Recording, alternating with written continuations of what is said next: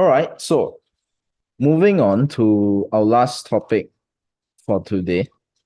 I was actually initially intending for this podcast to cover four topics. The fourth one being the Simply Go transition. Okay, that is happening in June, but there's not a lot to flesh out there. So yeah, let's look at this instead. So staying on the topic of England, okay, but pivoting to another issue or subject altogether, right? We're going to talk about sports, although to be clear, not really on the what is happening in the league itself, the EPL. To be clear, we are talking about football here, not soccer. Um, yeah, because football, you kick with, you know what? Let's not get into that debate. Yeah, so it came out recently that Everton, right, Everton FC, they had 10 points deducted from their current points total in the EPL. So for anyone who's wondering, or anybody who doesn't watch football here in Singapore, or who does not know how the system works in the English Premier League, the system is very simple. They play, I think, about 38 games per season. And there are a total of 17 teams in the league itself. So what happens is each of these teams will play against one another, right? So if let's say I have, the best football club in the world, right? I have LFC. Yes, you may disagree, especially if you are, from Manchester, but whatever. Okay. LFC, Liverpool. Let's say LFC, right, plays, hey, their neighbors, Everton. So they will play two games in total throughout the entire season, one at home and one away. All right. Now, if let's say Liverpool wins, which it should, if let's say Liverpool beats Everton 2-0, right? Liverpool gains 3 points. If they draw, then they each get 1 point. So if Everton loses, they get 0. If they draw, they get 1 point. That's how it works, right? So at the end of the season, the total points accrued is equivalent to or rather, after through the season, after you play all the games, right? Whatever points that you have accrued from all the games that you have played, if you get the most, you are the champion. It's as simple as that, right? Now, imagine this, okay? Everton recently had 10 points deducted from their points total, which means if they want to claw back those 10 points, they need to win. Or the quickest way to do it would be to win 3 games and draw 1 game. Okay, in a season of 38 games, win 3, draw 1, just to claw back those 10 points that have been deducted from them. So you might be wondering then, why is it that Everton had their points deducted? That's because of, as you can see, a headline here, right, from Reuters, finance breaches. This is in line with this concept called financial fair play. Where is it? Is it here? Yeah, okay, yeah, there we go. FFP, which was really introduced more than a decade ago, right? And the idea is to help clubs stay sustainable. And what does this mean? Simply put, clubs, all these football clubs in the EPL, they have to make sure that their financial losses over 3 seasons in total, right, must not be more than 105 billion pounds. And by losses, I mean, their total club revenue versus their minus their cost, right? If let's say their revenue is more than the cost, then there's no issue that there are no problems there. But if let's say, what, this might be easier with a visual representation. So if let's say LFC, right? In 1 year they make, this, I'm just spitballing some hypothetical numbers here. 300 million. Let's say this is their revenue, right? If their costs are 250, which means they are in the green, right? They have a profit of 50 million. Okay, in this case, then there's not really that much of an issue for that year, for that specific year. But of course, if their numbers go into the negative, then that's a loss, right? So if let's say the next year, 300 million again, but 350 million this time, then what you have here is minus 50. And then if let's say in the final year, okay, new sponsorship, and then they manage to lower their costs back to maybe, let's say, 270 million. Okay, that's a bit impossible, but I'm just spitballing some numbers here. Then you have a surplus here of 80 million, right? So how the FFP rule works, in a nutshell, right, at its core, the essence is that over 3 seasons, okay, each season runs from about June or July to about April or May. Over 3 seasons, the total amount here must not be less than 105 million, or is it billion? Let me just double check that. Good practice. If you're not sure about your facts, go and fact check them.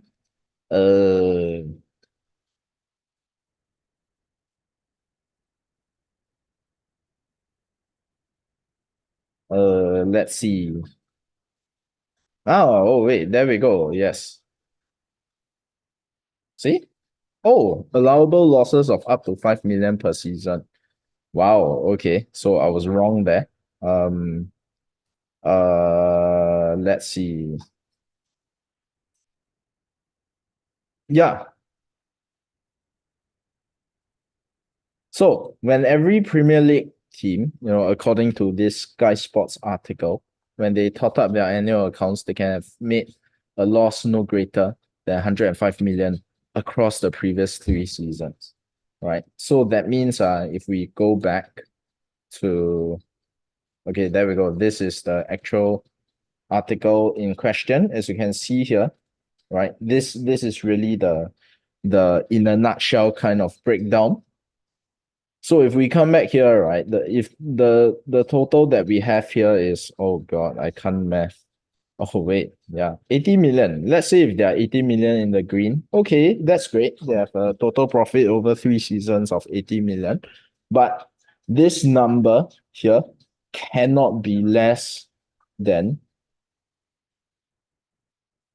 negative 105 million. That's the floor, that's the threshold. So Everton, apparently, according to the investigations over the 3 seasons, they have breached this, and that's why they have had 10 points docked from their point total this season. And apparently there are talks of a further 10-point deduction. Now, if you receive a 20-point deduction, right, over the course of the entire season, that's equivalent to you losing 6 games and drawing 2 games, right? Assuming you win every other game, that's not an issue. But let's just have a look at the EPL table here, So there we go, yeah. Everton has played 21 games. They have won 8, drew 3, and lost 10, right? So based on this table here, they have about 17 more games to go. And they were just awarded a 10 point, if let's say they get a 20-point deduction in total, that's equivalent to them losing another 6 games and drawing 2, right?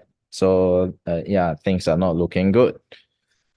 Now, why is it that I'm talking about the EPL as a whole?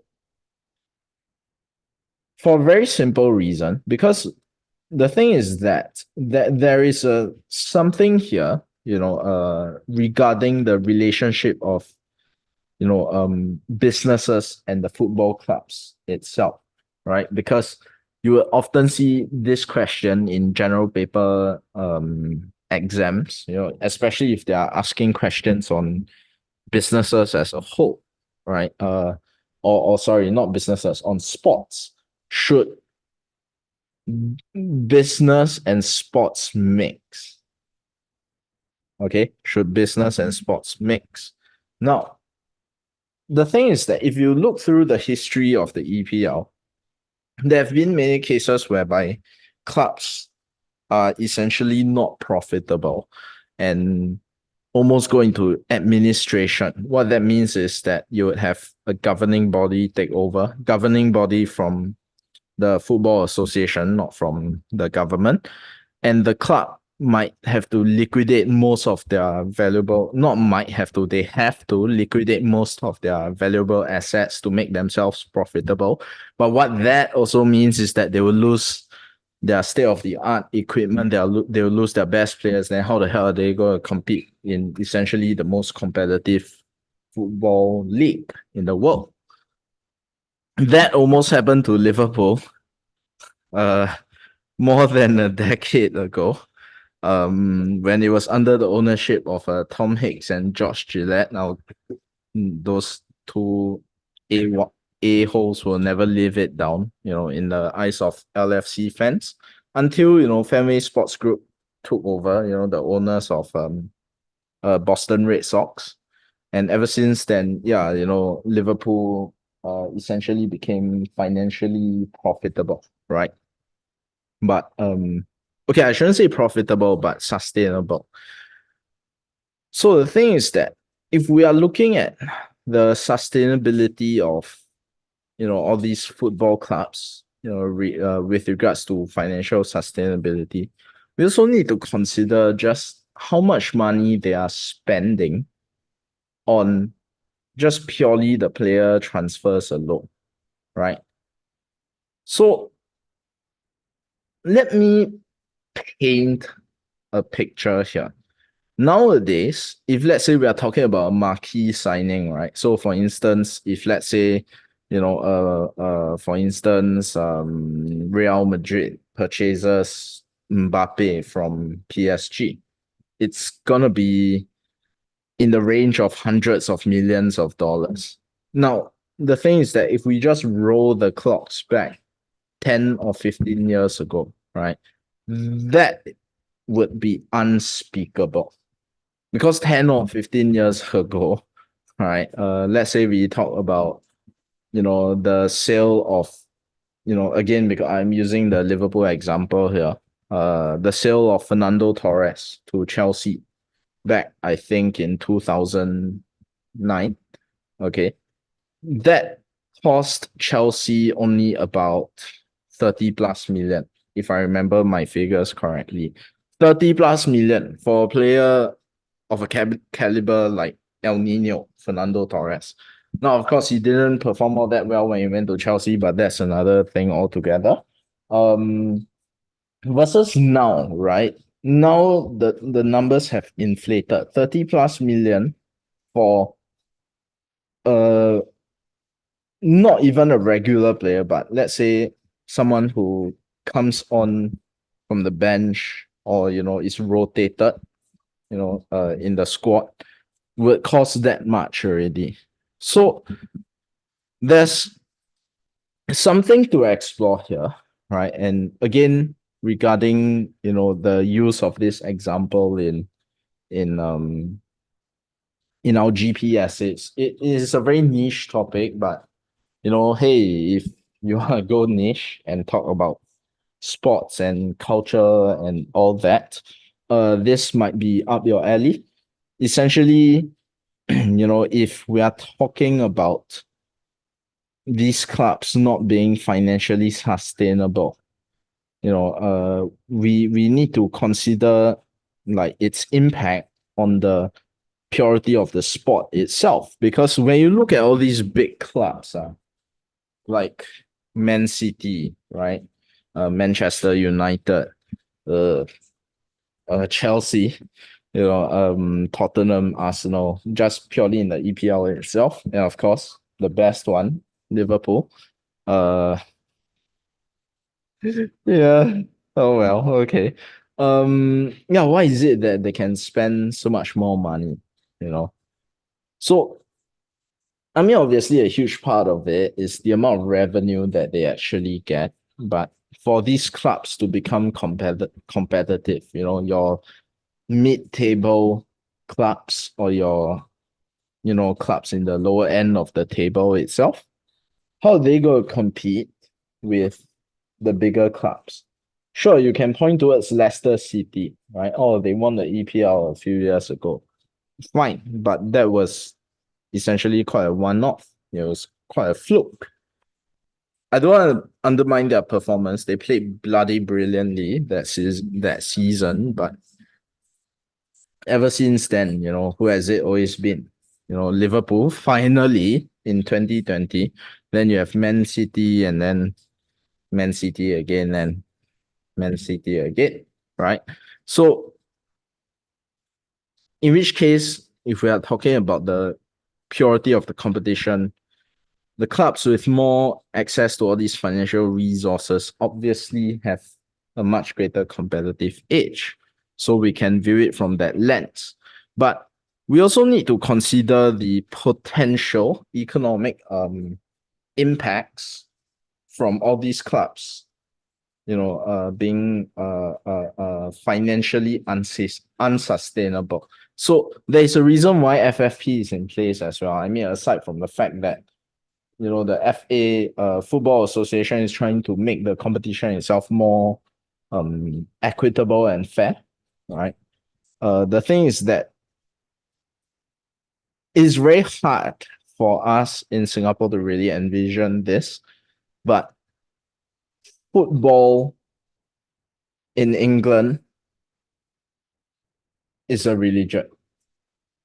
Okay, in South America, it's a religion. And the involvement of all these football clubs in their communities I mean, of course, the extent varies, but even if the clubs are not actively involved in the community, which they should, right? There are a lot of economic impacts here because whenever one of these big marquee games occur, right? One of these huge derbies that are occurring, you're talking about thousands of people being drawn to the stadium. Okay, I mean, obviously, it depends on how large the stadium is, right? All the stadiums are not like Wembley size, 80,000 plus. No, no, no. But certainly big enough, right? Anfield alone is already like over 40,000 in capacity. And this is a form of tourism in a way, although for them it's supporting their favorite club in the world. So surrounding all these clubs, right? So for the case of Everton, Goodison Park. Is it Goodison Park? Let me just fact check that. Yeah, it is. Still is, right? There we go. 39,000 seating capacity. Okay. It brings a lot of economic benefits for the surrounding communities because we are talking about the offerings of services and goods and all that, right? So essentially if you take econs, right, the basic multiplier effect, you bring in something that attracts people in one form or another, be it tourism or jobs or whatever. The surrounding areas, assuming that things go well, will get a bump because, if let's say I built if let's say I build in the countryside, all right, or just any plot of land that I plan to develop, if I build, oops, okay, there we go. Let's say we have an empty plot of land here, right? This drawing pad is really not good. Plus, my drawing skills are not great. So, yeah, bear with me. All right. If I bring in an office here, right, and it creates, let's say, 20,000 jobs. So, we are talking about mega sort of a commercial park in a way. These people are gonna need a few things, right? They're gonna need food and beverages. They're gonna need supplies. They're gonna need services. And that's where people would come in and set up shop, you see. So maybe let's say someone starts a cafe here, someone starts a canteen of a sort here, right? More economic options, product differentiation and all that. Someone starts up a paper company called Dunder Mifflin,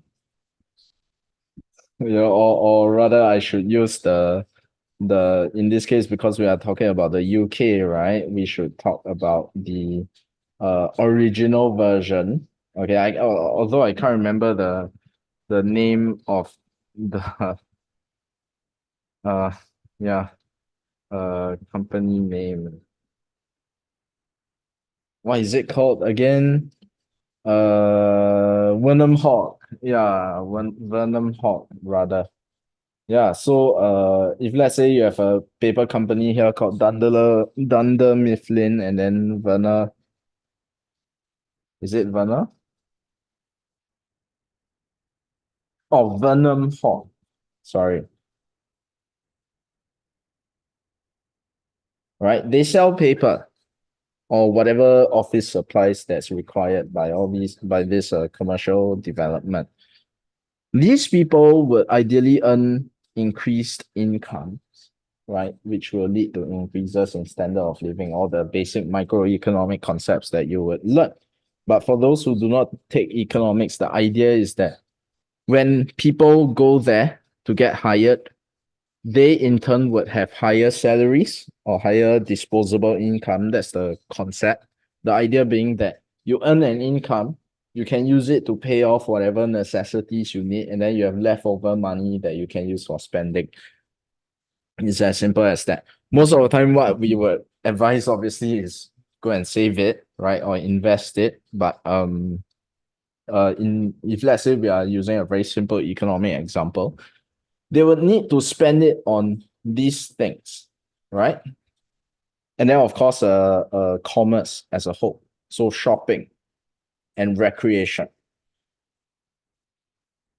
So then you would have other companies come in to this plot of land, right, to set up and offer all these products and services. And as a whole, these other companies, assuming their business goes well, because assuming they target this market well, and their marketing campaigns are successful, and they can attract all this business to their doorstep, right? Then yeah, their incomes would also increase. The business owners would have more money. They'll increase their standards of living. They'll spend more. And again, higher end products will come in, right? Because you are talking about the overall area's income increasing. Or in the case of, let's say you have an old neighborhood, right? And someone brings in a big sort of commercial property to set up here and create more jobs, okay? Then that neighborhood might undergo this thing called gentrification. In other words, the overall income of that area increases. The thing is that in the case of this thing here, right? And again, I mean, you may argue that it is a slippery slope argument, but if let's say Everton really gets penalized further and they get relegated, which will be a shame, because even though Everton are our city rivals, right? It's more like a familial playful kind of rivalry, because in the case of Liverpool City, actually, many family members will support the opposing teams. So let's say you have a family of four, let's say the mom and dad support Liverpool, their kids may support Everton or vice versa, right?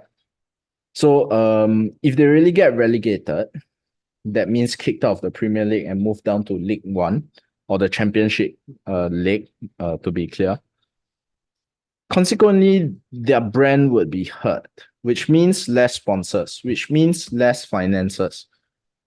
Then the surrounding areas, surrounding, all the stadiums and all that, may get affected. It may not happen, certainly, because they already have the infrastructure in place. But nevertheless, there is less to be made here, because when a team wins, right, that's when the sponsorship money rolls in, So yeah, that's the second perspective here, the possible microeconomic impacts on the surrounding areas. And the third, obviously, is the cultural element of a club being relegated in that sense. Cultural in the sense of like how will the fans of this club react? And yes, the reaction has not been good, obviously, naturally. And there have been a lot of calls into Man City as well, because they have been the biggest spenders, right? They are funded by petrol dollars. So, yeah, very interesting case that has been happening in the past week as well.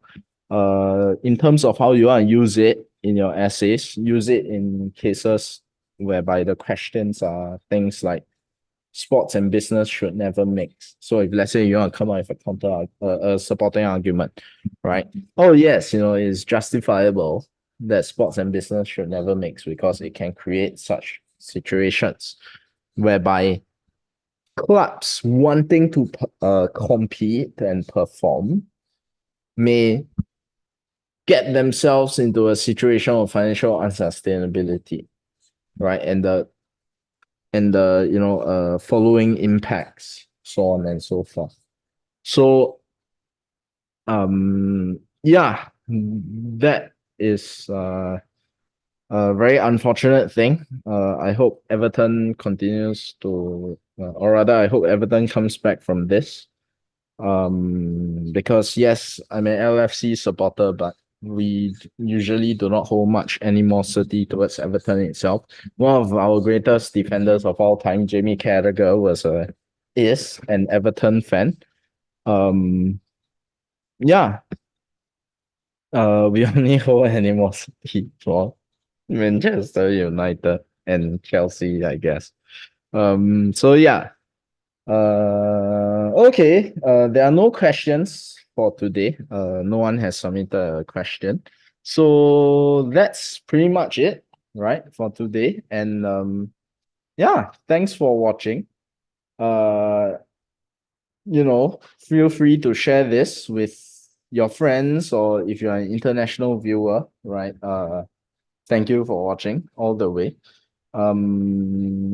If you'd like to submit a question, right, related to general paper, related to, or even H2 history, please feel free to use this link to submit a question. Or if you're an international viewer and you would like to give some thoughts and opinions out, I would love to hear from you.